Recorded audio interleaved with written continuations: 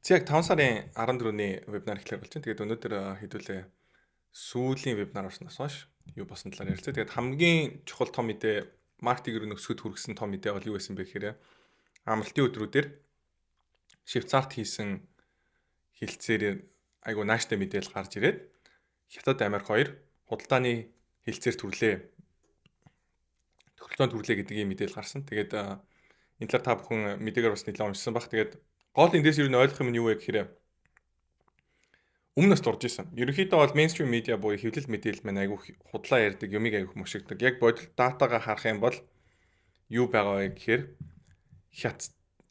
Хятад бүтээгдэхүүн дээр Америкийн тавьсан гайлын татвар маань 145%-аас 30% болж буураад Хятадын Америк дээр тавьсан гайлын татврын хэмжээ хэд болсон бэ гэхээр 125%-аас 10% болж буурсан. Тэгэхээр эндээс бүр ямар хилцээр хийж байгаа гэхээр Хятад Америк дээр баг гайлын татвар тавиад Америк болохоор Хятад дээр 30% гайлын татвар тавьчихж байгаа ийм нөхцөл бий болчихж байгаа байхгүй. Тэгээд энийг бол яг хөө мессежийг илүү хоёр талаас айгу тийм хоёуланд нь шудраг айгу ижил хэмжээний татвар бууруулсан юм шигээр ерөнхийдөө бол White House буюу одоо цагаан орноос мэдээлэлтэй юу гэж хэлсэн бэ гэхээр хоёулаа 115%-аар гайлын татвараа буурууллаа гэдэг мэдээлэл гаргасан. Гэхдээ Америкийн илүү өндөр хэмжээнээс буурсан учраас яг үндэ бол Америкийн Хятад дээр тавьсан гайлын татвар маань 3 дахин өндөр байна гэдэг ийм дата хэдүүлээ бол харах боломжтой. Тэгэхээр эндээс юу харж байгаа вэ гэхээр өмнө Хятад дээр жишээ нь юу гэдэг нь те 20% татвар тавина, 10% татвар тавина. За дэлхийн хямрал болно. Одоо ерөөсөө эдийн засгийн хямрал болон сүүрэнд байрна гэж явж исэн бол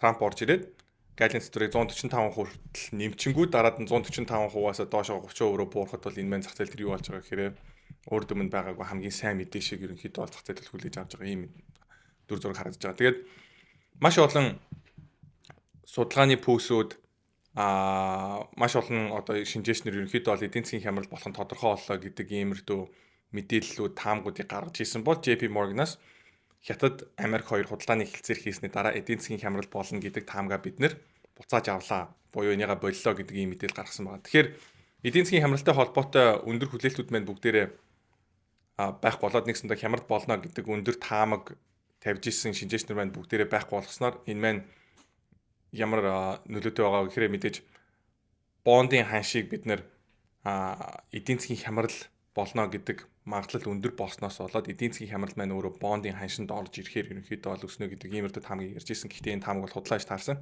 Тэгээ энэ арилжаа бол мөлгөртэй булангийн энэ жил санал болгосон хамгийн худлаа арилжаануудын нэг бол яхаагүй болсон байгаа. Тэгээд тэн дээр бол хөлсөд зүгчж байгаа. Гэхдээ тэр бол тэр. Трамп дараад нь яасан бэхээр Сауди Арабид очсон. Тэгээ Сауди Арабид очоод Риядд очоод Трампыг бол ерөөсөө л хаан шиг хүлээж авсан гэдэг иймэрдүү мэдээлүүд айгүй гарсан. Тэгээд Сауди Арабын медиа бүр Трампыг зүгээр нэг Америкийн ерөнхийлөгч биш, бүр дэлхийн ерөнхийлөгч гэсэн ийм хоч ерөнхийдөө өгсөн гэдэг ийм мэдээлэл гарсан. Тэгээд энэхүү TikTok дээр орсон хүргэн бичлэгийг хэдлээ хайлтаарай. Breaking news, Saudi media just gave Trump a new title, the true president of the world. When Trump arrived in Riyadh, it wasn't just diplomacy. It looked like a coronation. He was greeted with golden sabers, white Arabian stallions, and a royal motorcade fit for a king. It was imperial treatment. Saudi outlets called it a tribute to power, something no U.S. president in history has ever received. But Trump didn't just bring symbolism. He brought $600 billion in investment deals. He brought the world's attention back to the Middle East on his terms. He signed a $142 billion defense agreement and launched a U.S.-Saudi AI alliance. Even more shocking, Trump lifted all sanctions on Syria during the visit. Meanwhile, Biden is still struggling with domestic chaos, inflation, and collapsing approval ratings. So why is Saudi Arabia backing Trump and ignoring Biden? One Saudi anchor went viral for saying Trump no longer represents a party. He represents power. And when your allies start calling someone else the real global president, that you have to ask, who really lost power? За энэ бол лаг хэлсэн байгаа сте. Тэгээд Трамп бол одоо нэг намыг төлөөлөхөө болсон. Трамп бол одоо нэг бүтэн хүчийг одоо тэг хүчнийг ерөнхийдөө нөлөөлөх болсон. Тэгээд Трамп гэдэг бол ерөнхийдөө бол одоо хүч чадлыг илэрхийлдэг ийм ерөнхийлөгч боллоо, хүн боллоо гэдэг ийм утгатай бас энэ дээрээс тайлбарлуулж ярьсан байгаа байхгүй. Тэгээ мэдээж очоод Сауди Арабид ярьсан яриануудад мэдээж Ираныг айгүйх ярьсан байлээ. Тэгээд Илон Маск, Дженсен Хуан бас дагаж явсан байна. Дээрээс нь OpenAI-ийн Sam Altman бас дагаж явсан бас харагдчихлээ. Тэгээд нийлэн их ерөнхийдөө хөрөнгө оруулалттай холбоотой мэдээллүүдийг гаргасан. Сауди Арабийн хувьд Америкт 600 тэрбум долларын хөрөнгө оруулалт хийнэ гэсэн бол сүүлд бол бүр тэр 600 тэрбум доллараар бүр 1 тэрлион доллар болтол өсөх хүсэлтэйгээр ажиллаж байна гэдэг ийм мэдээлэл гаргасан. Тэгээд Сауди Арабийн ханхүү Prince энэ мэдээлэл гаргасан байсан. Тэгээд ярианыхаа төгсгөл дээр бас гоё YMCA-ийн дуу явсан. You have a tremendous future. Thank you very much. And please pay my respects to your father. Thank you very much. Thank you.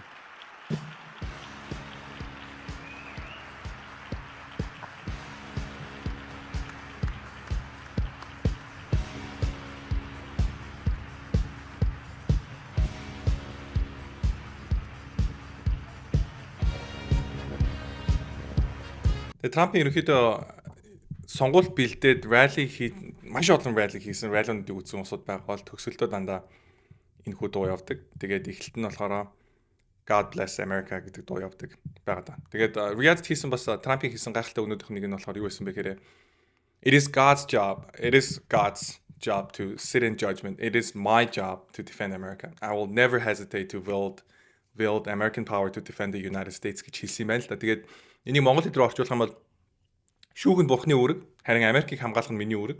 Би Америк нэгдсэн улсыг хамгаалахын тулд Америкийн хүчийг ашиглахаас хизээч эргэлзэхгүй гэдэг ийм бас мэдээлэл хийсэн байна. Тэгээд энэ бол маш хүчрхэг мэдээлэл боллоо гэж бас Марко Папич бичсэн байна. Би нэг яг ярианы хаан хийсний сонсоогүй. Тэгээд зөндөл боломжлууд үзлээ. Тэгээд Трампын хийсэн ярианы би нэг 40% нь 50% нь ерөнхийдөө сонсцсон. Тэгээд Трамп ерөнхийдөө бол нэг төрлийн мэдээллүүдийг аявуух давтаж ярьдаг. Сауди Арабыг мэдээж аявуух магтсан. Тэгээ Сауди Арабтай бол цаашдаа бол үргэлжлүүлэн сайн харилцаатай байх сонирхолтой байгаа. Сауди Арабын зүгээс юу гэхээр мэдээж эдийн засгаа ганцхан газрын тос гэлтгүү өөр ерөнхийдөө бол салбарууд руу тийж ерөнхийдөө солонгоруулах сонирхол байгаа. Тийм учраас хиймэл оюуханд бас нэлийн эрчимтэй хөрөнгө оруулалт хийж байна гэдэг ийм мэдээлэлүүд гарсан. Тэгээ Сауди Араб бол мэдээж өөрөд өмнө бол криптотой холбоотой ажлуудаас хийж хөрөнгө оруулалтууд бол хийж явж исэн. Тэгээд гэхдээ хиймэл оюухан дээр бол нэлийн эрчимтэй том хөрөнгө оруулалтууд хийхэд бэлэн байгаа гэж бол надад бол харагдаж байна. Тэгээд Ираны асуудлыг бас мэдээж ярилцсан. Тэгээд Ираныг цөмийн зэвсэгтэй болгохгүй. Тэгээд Ирантай бол би байлдаа дайсанаад байх шаардлага байхгүй. Гэхдээ заримдаа дайсантай байж иж дайсан чинь чамааг хурцлж илүү хүчтэй болгодог гэж мэдгцнээрээ Трампын хувьд бол Ирантай ер нь нэлийн одоо хүчтэй арга хэмжээ авахд бол бэлэн байгаа гэдгийг бол илэрхийлж байгаа ийм яриа болсон болов уу гэж би бол бодож байна. Тэгээд энэ Саудигийн Crown Prince Mohammed bin Salman he is working to increase the US investments to $1 trillion буюу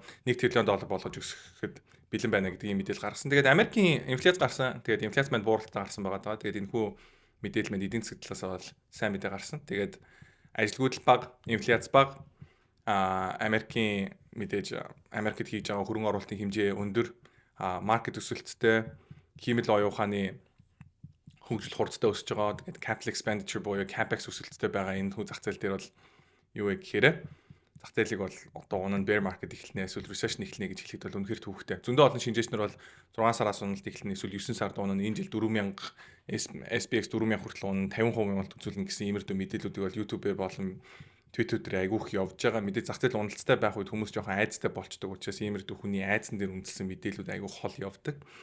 Гэхдээ яг одоогийн байдлаар бол датан дээр үнэхээр хараад за энэс болоод зах зээл унаа гэж хэлэхэд бол үнэхээр төвөгтэй.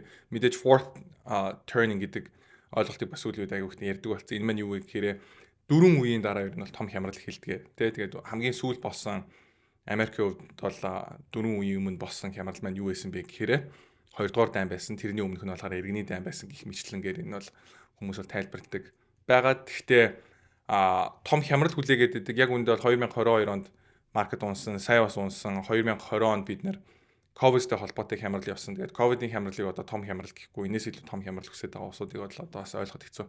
Орос Украины дайн болсон. Олон хүн нас барсан тий. Тэгээд заавал одоо юу гэдэг Америкийг нэг сүрүүлэх гээд байгаа юм шиг иймэрдүү мэдээллүүд өгдөг, иймэрдүү юм ярьдаг нэг тийм нэг сүрэл хүссэн юм шиг байнгын л сүрэг юм бичиж идэг иймэрдүү хүмүүсээс байдаг. Тим шинжээч нарыг бол яг нь сонирхдаг дагж болно. Гэхдээ нөгөө талдаа бол хэдүүл бас цензуртай байгаад энэ яг ямар өнцгөөс нь яриад байна, ямар датан дээр үндэслээд байна гэдэг талаас нь бас бодож сонсвол бас айгүй зүгээр. Окей, инфляцтай холбоотой дата бол юм байсан. Сүүлийн үед бас гарсан чухал мэдээлэл маань юу юм бэ гэхээр Tesla-гийн Optimus гэдэг робот маань маш юм нарийн хурцтай хөдөлгөөнүүдийг хийж чадж байгаа буюу бүжиглэж чаддаг болсон байгааг ерөнхийдөө бол энэ мэдээлэл маань харуулсан. Тэгээд манайхан санаж байгаа бол өмнө ер нь Optimus-тай холбоотой бичлэгүүд ингээд гарч ирэхээр нэг юм хөгшин хүн алхаж байгаа юм шиг, байд нь алхаж байгаа юм шиг нэг ингэж удаан алхаж малхаал тэгснэ нэг хүмүүс нэг юм юу гэдэг нь те вайн хийж өгснөө хундлагтай ингэж өгч юм уу нөгөө нэг Tesla-гийн шоун дээр яваадсан бол энэ сүлд бол нэлээд боловсронгуй болж байгааг бол хэдүүл эндээс харж болно.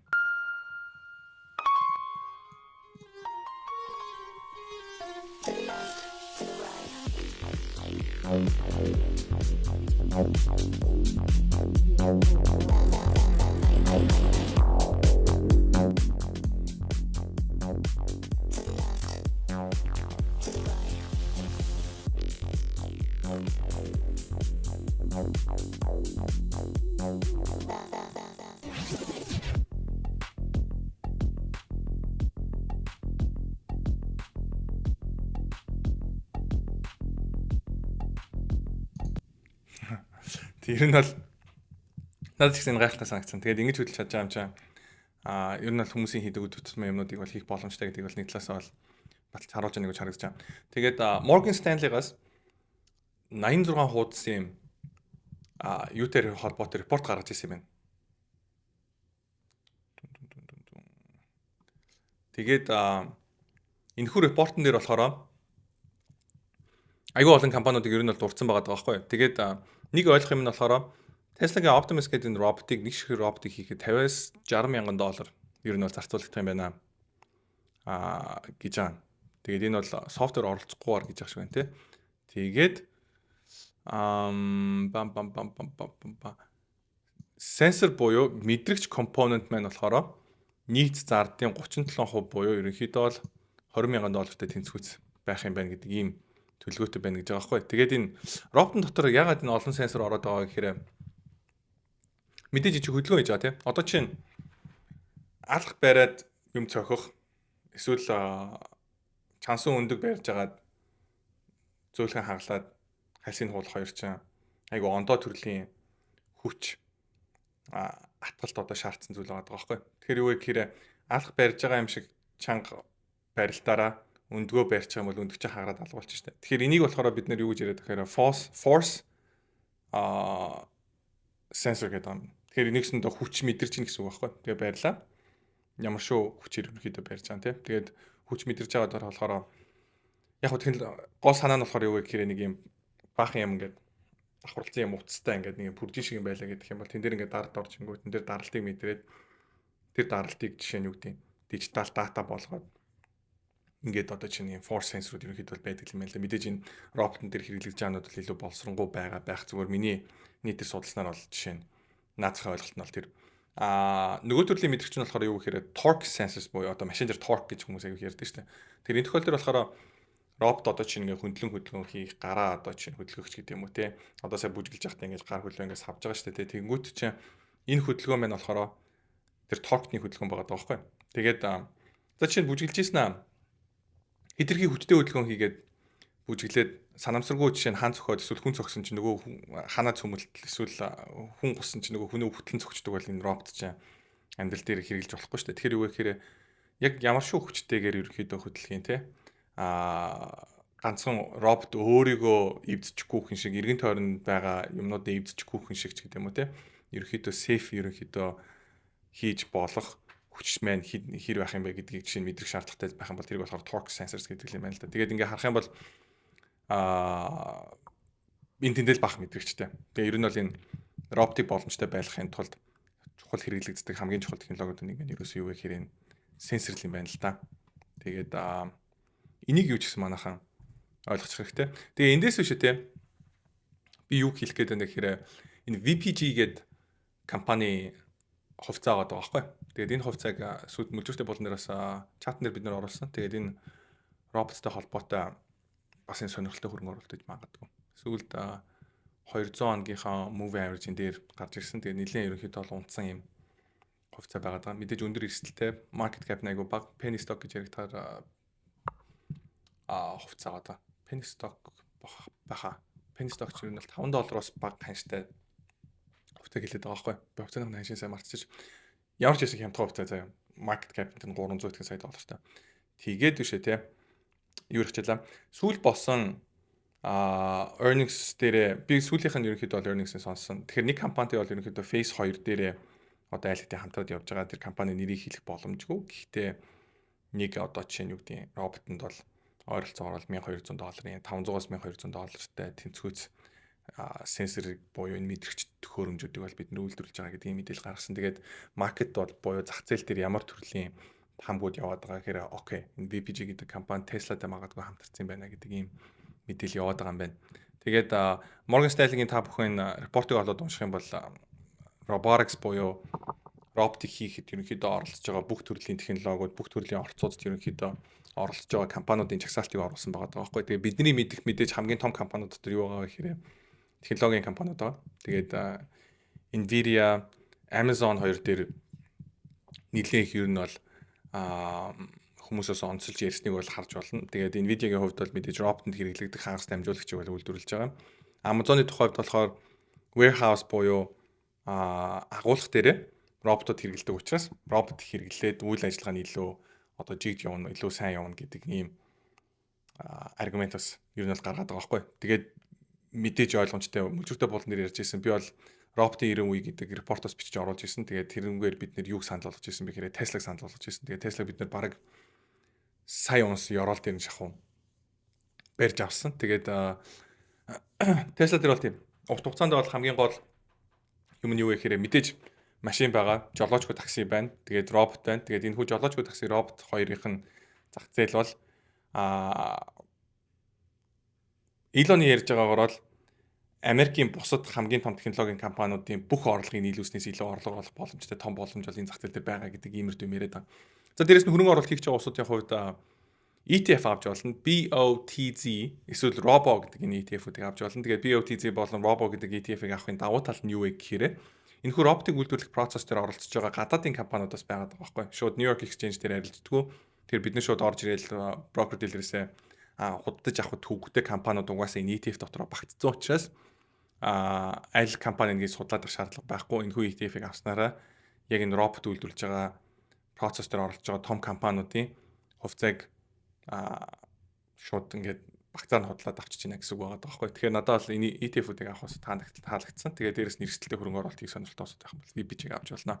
Мэдээж stop loss-о тавиад арилжаамын сайн явахгүй бол угаасаа хаач болно. За бусад мэдээллүүдийг хэдүүлээ ярилцвал Coinbase мен S&P 500 руу орохоор болсон. Тэгээд сүүлд ер нь бол мөлжөртэй болон дээр бид нар Coinbase-ийн coin гэдэг зоосыг худалдаж авахыг санал болгож ирсэн. $180 хавцаахад санал болгож ирсэн баха. Тэгээд өнөөдрийн байдлаар бол 267.8 болоод явж байгаа. Тэгээд энэ скриншот нэр бол 259 гарч байгаа. Тэгэхдээ энэс бол нэмээд өссөн. Тэр энэхүү арилжаа маань айгүй амжилттай арилжаа болсон. Тэгээд Coinbase дээр бол үргэлжлүүлэн болж байгаа. Deribit гэдэг option платформ худалдаж авсан. Дээрээс нь Circle удахгүй IPO хийж байгаа. Circle гэдэг нь ямар компани вэ гэхээр USDC гэдэг stablecoin-ыг гаргасан компани байхгүй. Тэгээ USDC өөрсдийнхөө орлогын чинь 50% Coinbase-тэй хуваалцгаа гэдэг иймэрдүү мэдээлэлүүд бас гарсан. Тэгэхээр энэ утгаараа бол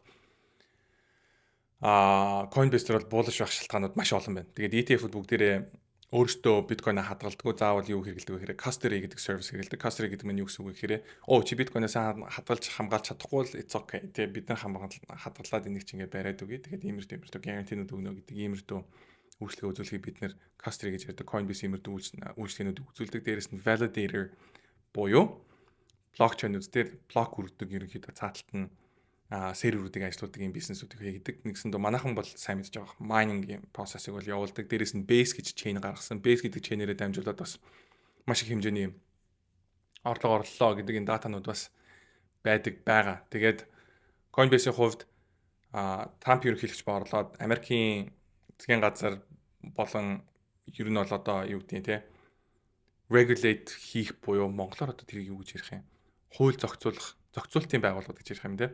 Зохицуулалтын байгууллагууд маань криптод илүү ээлтэй болсноор Coinbase шиг энэ Америкт үйл ажиллагаа явуулж байгаа компаниудын хувьд шин төрлийн бүтээгдэхүүнүүд гаргах санал болгох дээр илүү зоригтой байдаг болсон. Яг тэгэхээр өмнө нэг жоох юм хийвэл нь хүн амтны шоронд хийчих гээл шүүхтэй лай болоод исэн бол одоо тэхээ болчихж байгаа байхгүй. Тэгэхээр энэ бол энэ утгаараа бол нөгөө айгуу тийм тааламжтай уур амьсгал бий болцсон. Тэгээд мундаг entrepreneur-ууд маань юу вэ гэхээр хүссэн кодоо бичээд хүссэн төрлийн бүтээгдэхүүнүүдээ гаргаад зах зээл дээр орж ирээд өөрсдийнхоороо ер нь бол өрсөлдөх юм боломжтой зах зээлийг бол бий болгож байна гэсэн үг байна. Окей. HUD гэдэг чинь болохоор за чи энэ чинь яг ямар нэрт байгууллага хэлээд байгаа лээ. Окей. Энэ болохоор United States Department of Housing and Urban Development буюу Америкийн одоо жишээ нь орон сууцтай холбоотой ийм департмент гэхэр ч одоо монголоор юу гэж ярих юм? Яам байгаад байгаа байхгүй.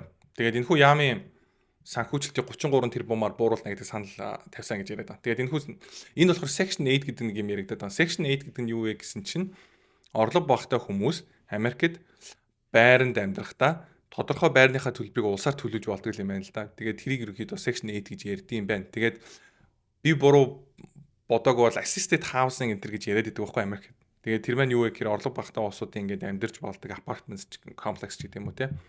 Байрнууд одоо орон сууцтай монголоор бол орон сууцнууд байдгаа гэж яриад байдаг. Тэгээд тэрхүү орон сууцнууд руу ордог энэ санхүүжилт маань буурах гэдэг юм байна. Тэгээд энэ маань миний бодлоор бол rent буюу түрээсийн төлбөрийг бууруулах, дээрэс нь multi family house гэж ярьдаг. Америкт ямар төрлийн үйл хөдлөнгийн бизнесийг хүмүүс аягүй хэрэгэлдэг вэ гэхээр байшингийн ингээд орцыг худлаад авчдаг байхгүй. Тэгээ орцоор нь аваад нэгээр нь хүмүүс түрээслээд тэгэндээсээ мөнгө олдог. Тэгэхээр иймэрдүү төрлийн бизнесүүдийг бол ер нь ямар ч эрсдэлгүй гэж ярьдаг байсан. Тэгээд цаашдаа бол ийм төрлийн байшингуудын одоо орон сууцнуудын хань шунтраа унах иймэрдүү нөхцөлийг бас бүрдүүлэх юм болов уу гэж бол надад бол санагдаад байгаа. Уулаасаа үйл хөдлөлтөөнтэй холбоотой зах зээлийн тренд маань сүүлийн хэдэн жил бол эвгүй байгаа шүү дээ. Юу гэхээр commercial real estate буюу одоо чинь дэлгүүр, офис, зочд буудалч гэдэг юм уу иймэрдүү төрлийн бизнесүүд маань уулаасаа жоохон төвөгтэй ашиг багтай байна, ханшнуунаад байна, офисын бизнесүүд ампуурч байна гэдэг иймэрдүү мэдээлэлүүд бол зах зээл дээр аягүй их явж ирсэн. Тэгээд энэ маань цаашлаад орон сууцны байрнууд руу ч гэсэн ерөнхийдөө бол хальж орж ирэх юм магадлалууд бол байж магадгүй бас ер нь бол зах зээл бол харуулдаг. Окей. Elon-ы байгуулсан Boring Company гэдэг компани байдаг. Тэгээ Boring гэдэг нь болохоор уйтгартай гэсэн үг. Гэхдээ бас давхараас дахиад нэг сонирхолтой юм юу гэхээр Bore гэдэг үг маань болохоор үндс нь болохоор Bore гэдэг өөр үг маань болохоор юмыг одоо нөхөх гэсэн үг байхгүй. Тэгээ Boring Company гэдэг нь нэг талаас уутгартай компани, нөгөө талаас нөхөхтэй компани гэж орчуулж болохоор байгаа байхгүй. Тэгээд энэхүү нөхөхтэй компани маань нэр ингэсэн нөхөхтэй юм байна.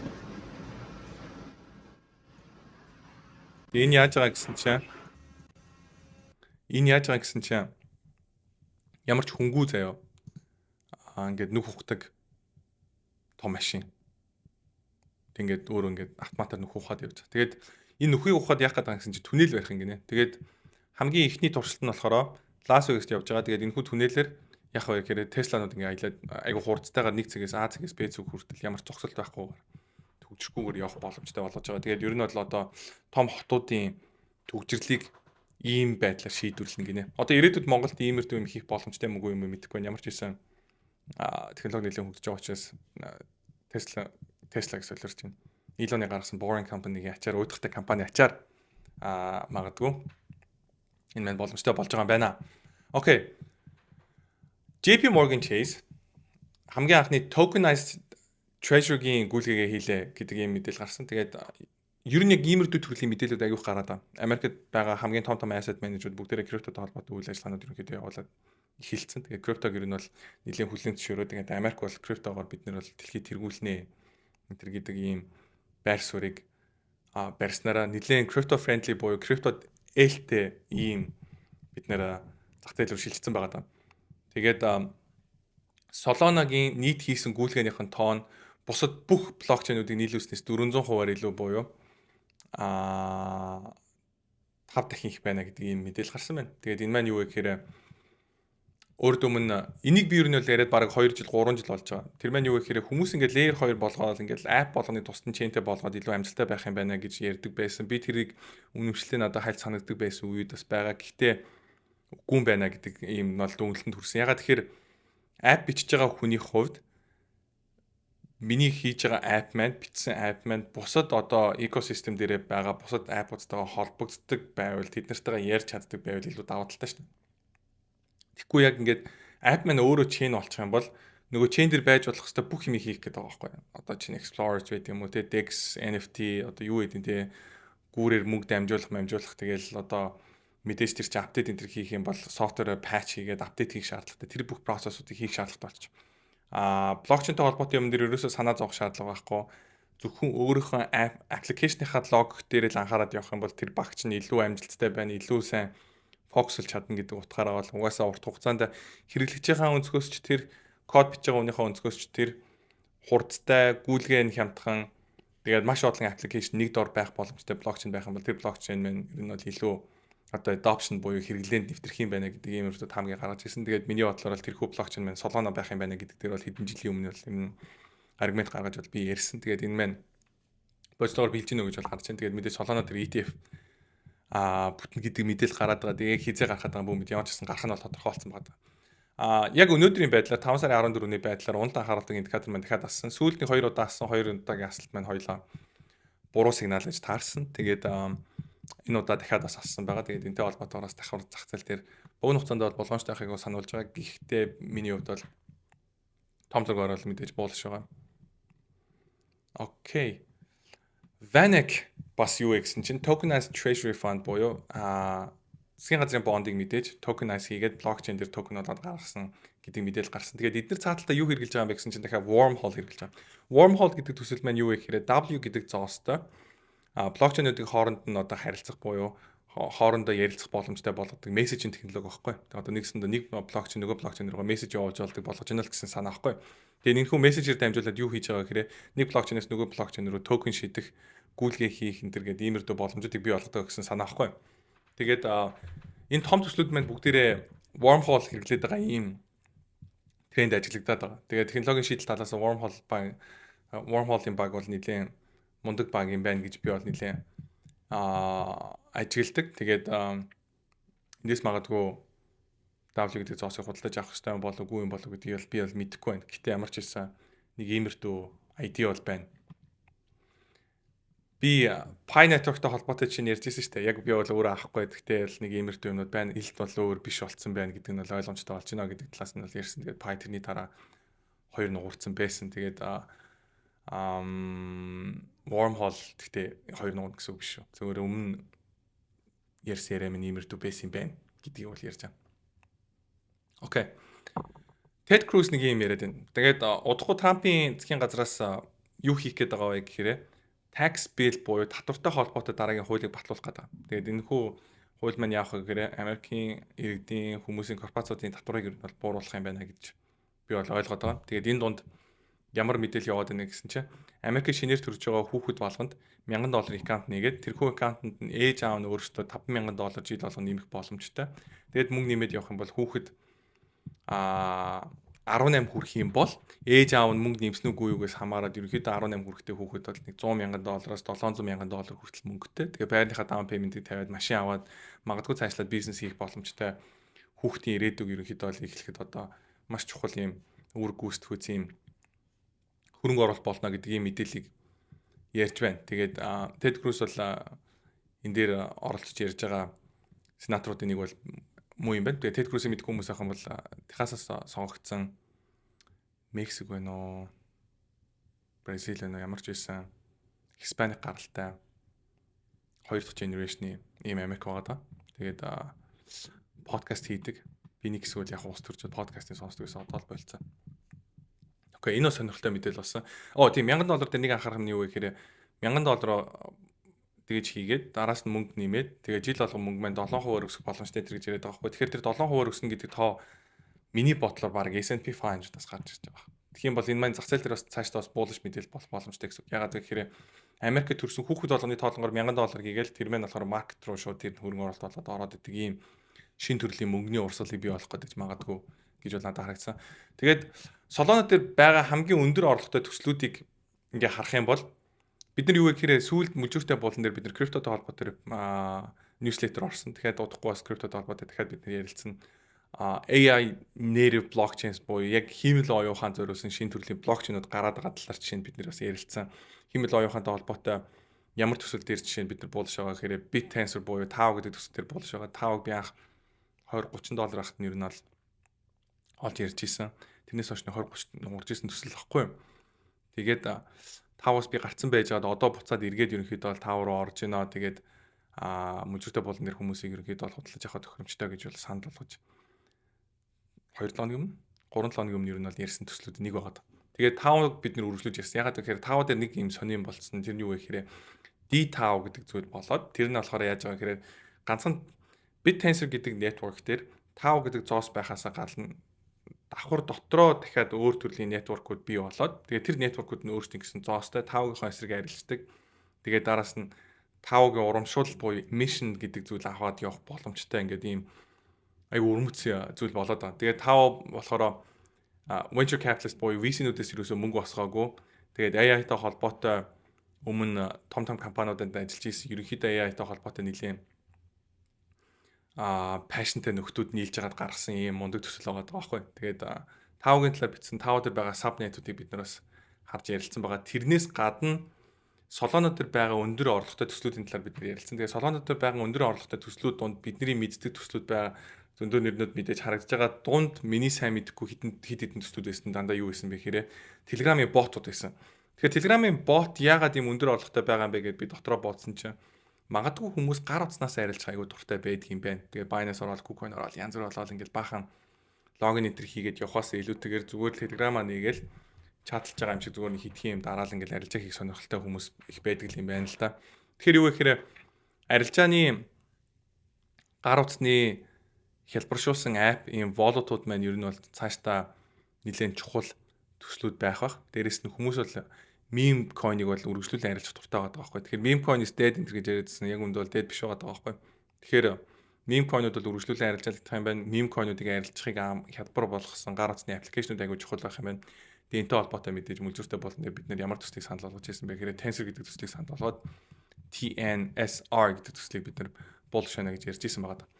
За Трампын хувьд Сауди Арабиас 600 тэрбум долларын хөрөнгө оруулалт авахар боллоо гэдэг мэдээлэл маань энд орж ирсэн. Тэгээд Катарын хувьд 160 ширхэг Boeing-ийн онгоц худалдаж авахар боллоо. Тэгээд Америкт бол 200 тэрбум долларын хилцээр хийлээ. Цаашлаад бүр 1 тэрлион долларын ч гэсэн хилцээр хийлээ гэж ярьжсэн. Тэр 1 тэрлион гэдэг тоо хаанаас гарч ирээд байгаа юм бүү мэд.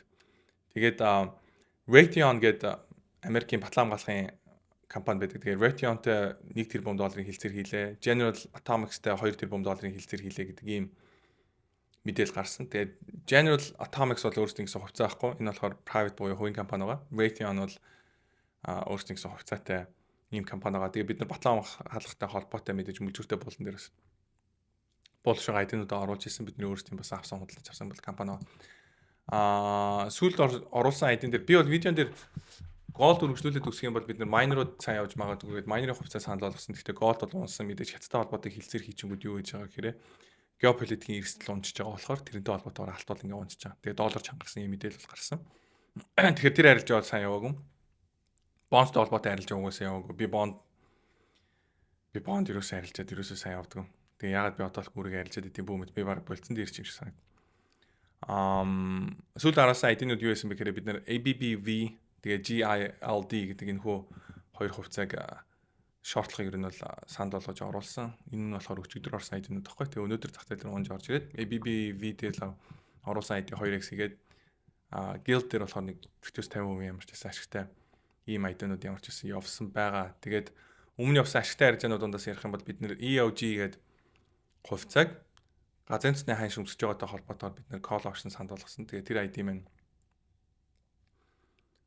2x хийсэн.